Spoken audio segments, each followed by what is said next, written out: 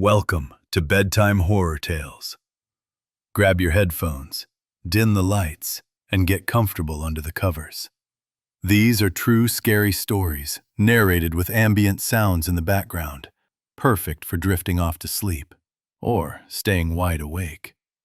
If you're enjoying the chills, please subscribe and hit the bell. It helps bring more stories like this. Now, let's dive in.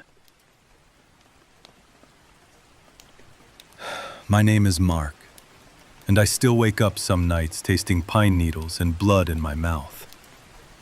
It started as the kind of weekend every 30-something city dweller dreams about. 4 old college friends, a rented cabin in the Adirondacks, no cell service, no responsibilities. Just beer, a frozen lake, and 3 days of catching up. There was me, freelance photographer, recently single. Lena, my ex from senior year, now married to some finance guy in the city. We'd stayed friends, mostly.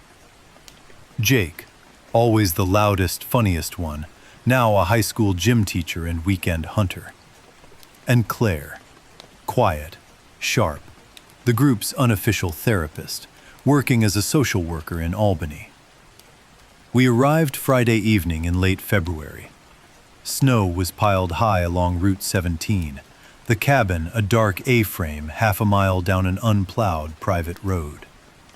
The listing had called it secluded luxury. The photos showed a hot tub, stone fireplace, floor-to-ceiling windows overlooking the lake. Perfect. The owner had left a note on the counter. Welcome. Firewood in the shed. Generator in the basement if power goes. Cell service is spotty. Enjoy the peace. Back Sunday afternoon to check out. We laughed about going full off-grid. Cracked beers, played cards until 2 a.m. Everything felt easy, like we were 22 again. Saturday morning we hiked around the frozen lake. Jake carried his hunting rifle, just in case. He'd spotted fresh deer tracks near the shed. Claire teased him about overcompensating. Lena took photos on her fancy camera. I took none. I was trying to stay in the moment. By late afternoon, the temperature dropped hard. Wind howled through the pines. We retreated inside, started a fire, made chili. That's when the power flickered and died. No big deal. Generator instructions were taped inside the basement door. Jake and I went down together. The basement smelled of damp concrete and old oil. The generator was an ancient red Honda, half buried under tarps. We primed it, yanked the cord a dozen times. Nothing. Fuel was full, but the spark plug looked corroded. Jake cursed. I suggested we wait till morning. Maybe it would start when it warmed up. Back upstairs, the women had lit every candle they could find. The fire roared. We drank more. Played a dumb drinking game. Never Have I Ever, Adult Edition. Secrets spilled out like they always do when alcohol loosens tongues. Lena admitted she and her husband were in counseling. Claire confessed she'd been suspended from work 6 months earlier after a teenage client overdosed. The investigation cleared her, but she still carried the guilt. Jake laughed too loud and said he'd once slept with a student's mom. Nothing happened with the kid, he insisted, but it could have cost him his job. He'd never told anyone until now. I stayed quiet most of the night. I didn't have anything that dramatic. Around midnight, we heard the first vehicle. A low engine rumble, headlights sweeping across the snow outside the big windows. We all froze. Owner coming early? Claire asked. But the note said Sunday afternoon. The vehicle, an old pickup from the sound of it, slowed, idled at the end of the private road, then turned in. Headlights raked the front of the cabin before killing. Doors slammed. 2, maybe 3 people. We waited. No knock. No voices calling out. Jake grabbed his rifle from beside the door. Probably locals checking if anyone's here during the storm. But nobody came to the door. After 10 minutes, the truck started again and left. We laughed it off, nervous laughter, and went to bed. I took the loft bedroom, open to the living room below. The others took the 2 downstairs bedrooms. I couldn't sleep. Wind rattled the windows. Around 3 a.m., I heard it. Faint crunching in the snow outside. Footsteps circling the cabin. I crept to the loft railing and looked down. The fire had burned low, throwing long shadows.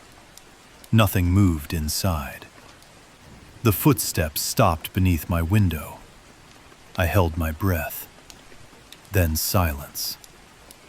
Morning brought gray light and 6 fresh inches of snow. The private road was plowed, just a single pass, wide enough for 1 vehicle. Jake found boot prints all around the cabin. Large, deep. They circled the house twice, paused under each window, then walked straight to the shed where the firewood was stacked. The shed door hung open. Inside, half the wood was gone. And on the dirt floor, someone had scratched a crude symbol with a stick or knife. A circle with an X through it. Claire recognized it immediately. That's the mark some meth cooks use up here. Marks territory. Warns others to stay out. We all stared at her. I work with addicts, she said quietly. I've seen it on abandoned houses. Means the place is claimed for cooking or storage.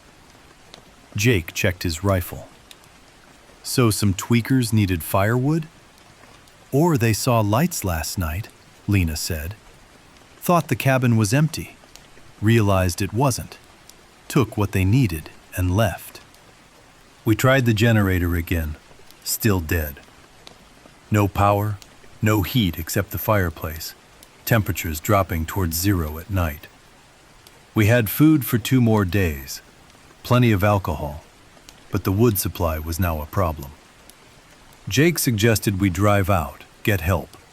But the forecast on the emergency radio warned of whiteout conditions by evening. Route 17 could close. We voted. Stay put, conserve wood, wait for the owner, Sunday. Saturday night we burned furniture to stay warm. An old chair, some shelves from the basement. We kept the fire roaring, took shifts staying awake. Jake insisted. Around 1 a.m., the truck returned. This time it parked farther away. Engine off. No lights. We sat in the dark living room, fire low to avoid silhouetting ourselves in the windows. Jake held the rifle across his lap. Minutes dragged. Then we heard the shed door creak open. Whoever it was, they were taking the rest of the wood. Jake stood. I'm going out there.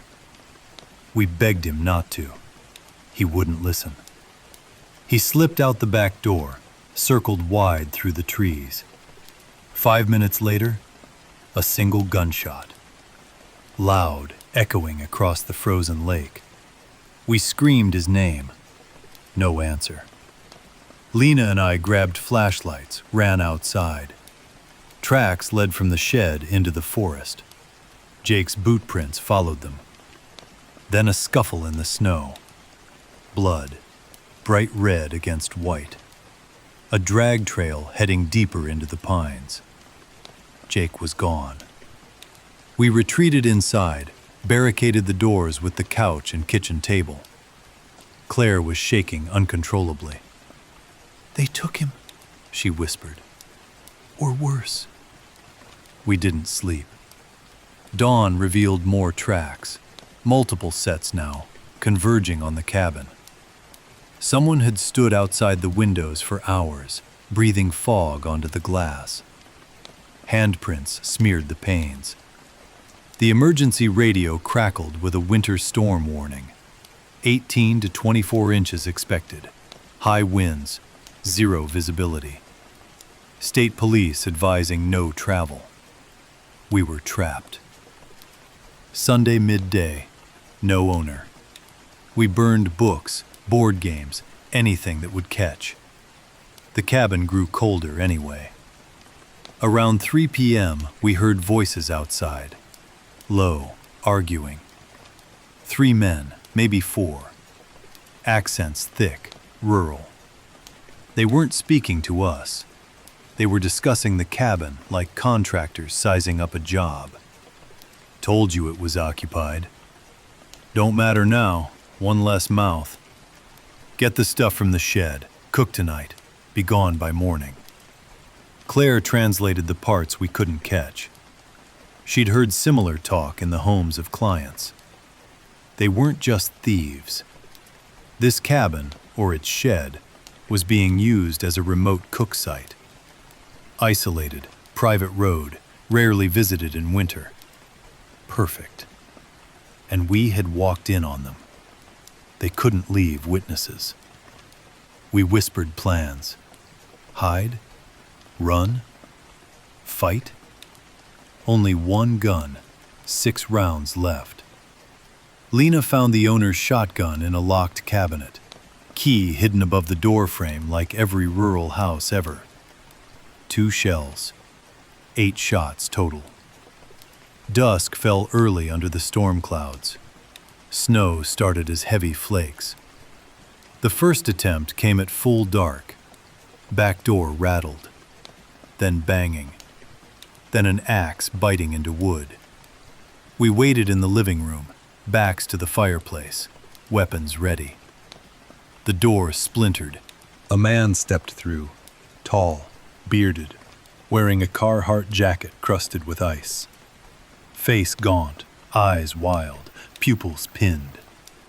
He saw us and smiled like he'd won the lottery.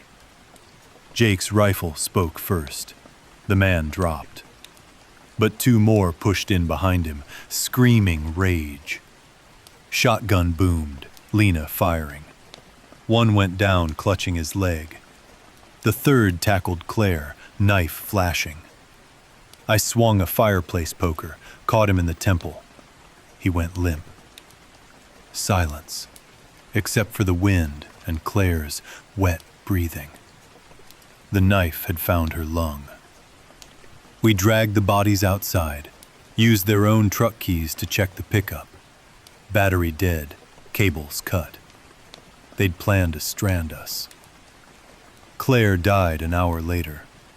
We wrapped her in blankets on the porch. Couldn't bring her inside with the blood. Lena and I sat by the dying fire, sharing the last 2 bullets. We heard the 4th man out there somewhere, whistling as he walked the perimeter, waiting for us to freeze or make a run. At some point in the endless night, Lena looked at me and said, "We should have just given them the damn cabin." I didn't answer. There was nothing to say. Morning never really came, just a lighter shade of gray through the blizzard. The owner arrived Tuesday, once the plows finally cleared Route 17. He found the cabin door hacked open, blood frozen on the floors. 3 bodies in the snow. Lena and I were sitting on the couch, holding hands, frostbitten but alive. The 4th man was never caught. Police said the cook site in the shed had been active for months. High-grade meth, distributed downstate. The men we killed had records: assault, burglary, 1 manslaughter. They called it self-defense.